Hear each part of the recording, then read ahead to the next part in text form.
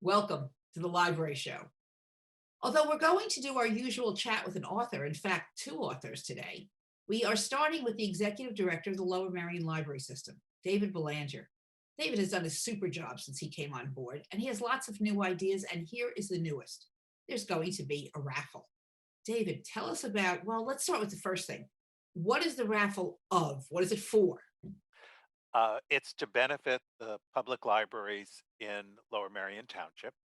And this has been a tough year for us. Well, Mhm. 2020 and 2021 have been a tough year for fundraising and such. Our used book sales, for example, normally bring in thirty to $50,000 a year, and we have been unable to have our book sales, and fines are down, and donations are down. So one of our board members came up with a great idea. Let's raffle off a car, and he is energetic, and he went out and made a connection with Ardmore Toyota, and they are donating a 2-year lease on a 2021 RAV4 vehicle, a cute little SUV, small SUV. And so we're getting ready to have our raffle. That sounds like a neat car. I'd love to have that car. It's a very cool one. Now, you're getting ready to have the raffle. It's April. Will people be able to buy tickets at the library? We're Libraries. Yes, all 6 of the libraries in Lower Merion Township will be having sales of the tickets. We'll be selling tickets online, and there's a special website for the ticket sales. It's www.lmls.org, which is our regular website, /raffle. So just go there and you can find out all the details because, there's contest rules and such. And you'll find a link to be able to buy tickets online at that site. Okay, let me obviously people will need to be over 18 so they can have a driver's license, I'm assuming. You have to be over 18. It's not members of the household of staff, of library staff Oh, members are not eligible. So I okay. can't win it, which is really too Sure. bad. I who couldn't use a new car. And um, there are some rules you have to qualify for Toyota financing just to make sure, and insurance requirements, and some of those legal details. So you can go to that website and find out all of that information and learn more about uh, who this will benefit, what we'll be doing with money. Basically, uh, library money that raised for the libraries will be going towards putting books on the shelf. Okay, We're, let me step back for a moment. You said financing, is that because at the end of the 2-year lease, that is what you get in the raffle, you could extend that and enter into a lease yourself, and they want to be sure upfront that you qualify? that's correct. Yeah, Okay. All right. Well, that's sensible. I don't know too many people who have a car for only 2 years. Usually, I like to have them for a long time because then yeah. whatever. Anyway, then I don't worry about dings on the outside. I feel like it's a ding. It's an old car. I get very comfortable. In any case, do you know the price of the raffle tickets yet? The price for the tickets is $25 for a single ticket, and $5. Excuse me, 5 tickets are $100. So the bargain is buy 5 tickets, and you get a price break. Oh, that sounds very neat. And there's nothing else that's involved with this raffle in the sense of it's just the car. There's nothing, no other benefit. There's no other uh, prize. That's that's correct. There's no other prize And there's only one prize. So there's no and there's only second one. place prize. That's Okay. correct. And we are limiting the number of tickets. Ah, So look for the details on the webpage about that. So it's not like we're going to sell 10,000 tickets or 20,000 tickets. I mean, that would be nice, but we're limiting the number of tickets so the chances increase for the winner. and this is being done through the system and through the libraries, but not necessarily by the individual library boards, or the library board's going to be involved as well. The library boards are being involved, and it Ah, is primarily going through the Lower Merion Library Foundation, which is our 501c3 organization, which raises money for all the libraries. And each of the libraries has their own board and their own 501c3 organization, but we're doing this together. okay. I'm going to ask you, David, if you would consult your crystal ball for a moment. And do you have any idea if and when the library will be accepting used books at some point in the future? I know this is a Uh, tough one. I it's a know. tough question. We get lots of requests for that. We don't have a firm date yet. We're still working on concerned about the virus and such and being able to quarantine and a lot of the services we're doing to reduce interaction and social distancing take a lot of staff time, and so a lot of our staff time is devoted to that. Okay, I'm asking because many people mentioned that to me, so I thought I'd get that out there. Thank you very much. I look forward to a great, successful raffle. Keep an eye out. Go to lmls.org /raffle. Find out about your tickets and participate. Stay tuned. We'll be right back. Thank you, Thank David. you, thank you, Lenore.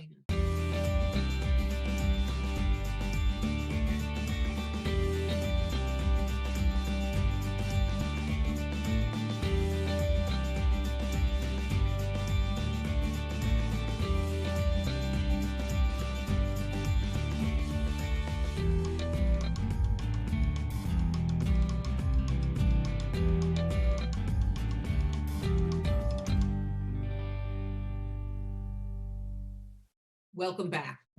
As you know, this year I'm focusing on local authors.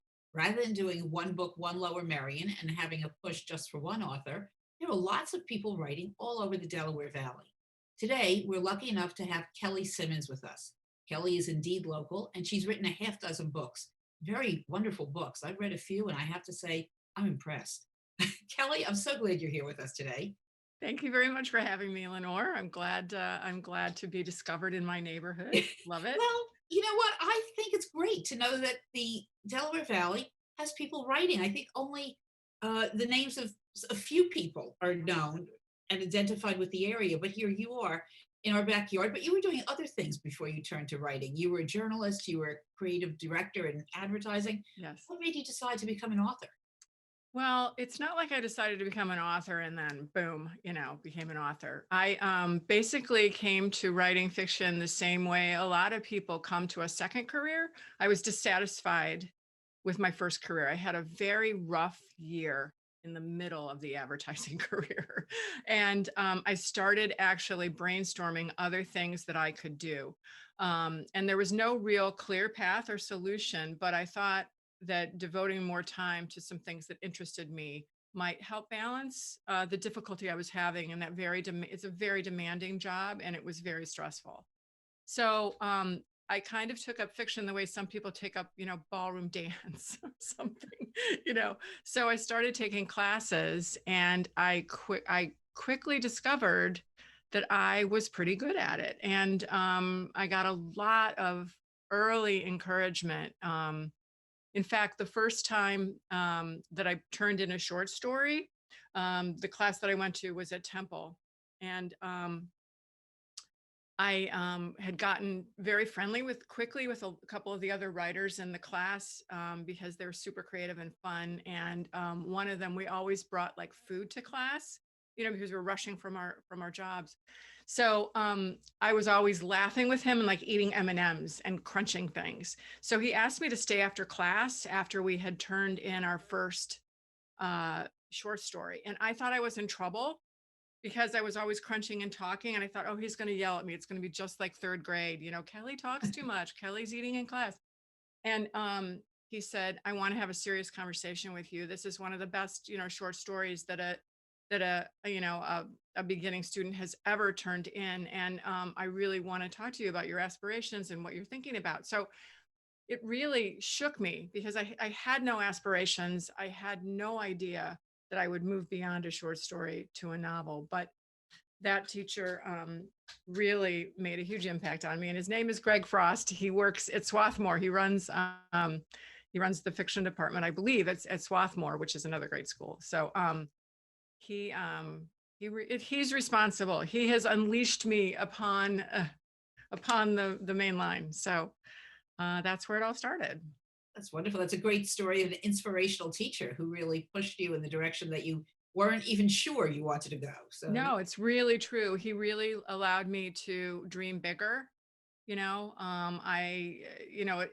a short story is so much smaller than a novel that, I was terrified and didn't act on his advice to start exploring novels for a long time because I wasn't, well, not a long, maybe a year, because I didn't feel that I was ready. And I probably wasn't ready, to be honest, but, you gotta start somewhere. So Can I ask you, I know some people who are writers on the main line and who have aspirations to being published writers, which of course is a yes, big gap. yes. How did you find an agent? How did you get your book accepted, your first book accepted? Yeah, that's a good question. There are a lot, I just want to say there are a lot of writers on the main line and in the Delaware Valley and in the region. We think of New York as being, a hotbed of creative writing, but the Philadelphia area and the suburbs, there are so many people, and I meet a lot of them through our outreach programs. So I have evidence that they are there. But anyway, I got my first agent the same way a lot of people do. I cold called and cold wrote to agents who represented other writers who I felt wrote similarly. And the first agent that I had was Pat Conroy's agent. So I got and he was like, I didn't deserve him. Like, he was so high powered and so fancy. Like, I remember going to his office, overlooking Central Park, Oh my. and thinking, oh my God, you sit in his office and there are all these famous, it's like going to a restaurant with all the famous people on the wall. He was so impressive and so amazing. And I was like a wide-eyed child, I didn't, like, you don't know what to wear to such a meeting. So um, I often say that I'm very good at getting the attention of an agent because I worked in advertising. I really know how to write a letter. Now, you could argue that maybe I do or do not know how to write a novel. People feel differently about novels. Some love them, some hate them, but I definitely can write a letter. So being able to write a letter and being able to speak at a conference and talk to someone about your book, those are really important skills that some novelists overlook. So I always tell them they have to work on those shorter forms, how to talk about your book, even at a cocktail party, because someone might know an agent, even like an untraditional kind of networking. And being able to write about it in a short email is critical. And many writers cannot. They send letters, emails that are this long, to agents, and the agents don't even read them. So Short and punchy, I gather. short and punchy, they teach you that in advertising for sure. Okay. That sounds like a useful thing. And did that person become your agent? Yeah, that was Pat Conroy's agent. Yes, but I've had 4 agents. So Oh, finding the right one, I had 2 super famous ones, and then one in the middle, like a very hungry, about to become a rising star agent, and then the agent that I currently have, who is smaller and has her own company and used to be an editor. And that is really the type of agent that I needed. I needed a little help shaping the material and choosing the material because I have lots of ideas. I write pretty prolifically, and I don't always know which book should go forward. So I needed someone like that, and I didn't even know that I needed someone like that until I had the other type, like the high-powered, make a deal, never would touch your work, would just, all about the deal. So that's an important thing to know. And you don't always know that when you're starting out. wow, that's very interesting because I was talking to another author a couple of weeks ago, and I asked her the question about how did she find the agent, and she said, "Well, it wasn't a great fit, but I stayed with this agent for decades." That's what happens. Okay. I guess you get into a comfortable relationship, and maybe it's not so easy to break that up. Well, sometimes you become friends, and sometimes like in my case, like I had these 2 agents were like agents that anybody would kill to have. They were like top agents. So you feel like, well, something will happen, I'll never find another agent this great, again. And then it's so hard to find an agent. So you don't want to break it off and then have to go through the whole process of finding another. It's painful. So, but Well, most working authors have done it at least once, um, because it's a business necessity, to find the right person. I assume this is something you communicate to your writing students in the Drexel MFA program. Yes, So yes. these are people who want to be published authors. What are some of the key things that you might say to them that they should keep in mind, beside writing a very good letter to an agent? Well, that's actually part of it. The program director at Drexel, Nomi Eve, is a very, very beautiful published literary author herself. And but she's very pragmatic about the business, and she insists that all the students um, focus on the business and focus about marketing their book even before they start exchanging, work with their teacher. So it's focused from the get-go on what the business is like, how you have to market, how you have to think before you even put pen to paper, which I think is so smart because That's it's a tough terrific. business. Mhm.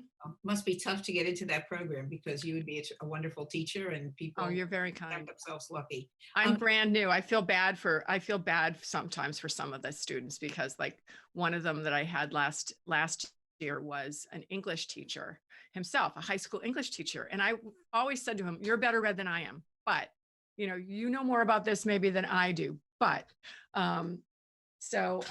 there's a lot of smart people who want to be writers. So I can advise them a lot about the business aspects of it, but a lot of times they're just incredibly naturally gifted, and that's a joy to discover. your books focus on women and they're marvelous. I found them very relatable, Thank you. women in a family context and so on. Do you ever think that you might switch and focus on men? Having Um, men as a main character? well, interestingly, I have dabbled. One of my books called The 5th of July is set in Nantucket, and one of the primary, not the protagonist, but one of the primary characters is a man, and it's written from first person. So that was really fun to do. And my latest book, I have a visual, is Ah, actually okay. titled Not My Boy. Okay. And even though the protagonist is the boy's mother, it really deeply explores the relationship between the mom and the son and what it's like to raise a boy. So I feel like I really went deep in boyhood pretty recently. But to answer your question truly, I'm all about the women. Um, Okay. my my first novel, the opening line is, "In all things, I blame the husband," and that pretty much sets the tone for the whole career. It So does set the tone. I see that you are really very good at reaching out to your readers. You talk directly to book clubs. How does that yes. work out? What's the mechanics of it? Because just as I know there are many writers in the Delaware Valley, I know there are lots of book clubs. Yeah, yeah. No, what happens is they reach me on my website. It's kellysimmonsbooks.com. And, I get an email and we set up a time. I also have a link on my email that sends you to a calendar where you can sign up. And it's really just someone tells someone and they tell someone else. And sooner or later, I'm having a cocktail with a bunch of ladies or a virtual cocktail. Right. That's the way it is these days. Yeah. Kelly, thank you so much for being on. Thank you, Readers, Lenore. try Kelly's books. They are really terrific. It'll be a wonderful thing, and you could get it from any books, get them at any bookstore, right? Yes, anyone you like. Lovely Thank you. meeting you. Thanks again for coming on. Bye. Bye-bye.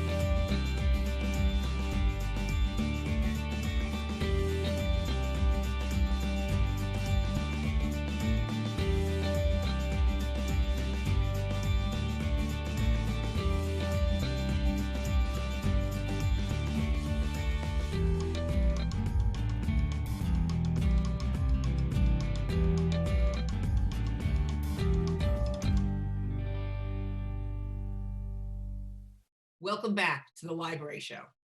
Today is an unusual show because we have two authors. Stephen Tao is on, and Stephen is going to be at Ludington Library. He's written a book for adults. As you know, if you've been watching this year, I featured a lot of different genres of books, and Steve's is an interesting one. It's about the music scene, specifically the music scene in London.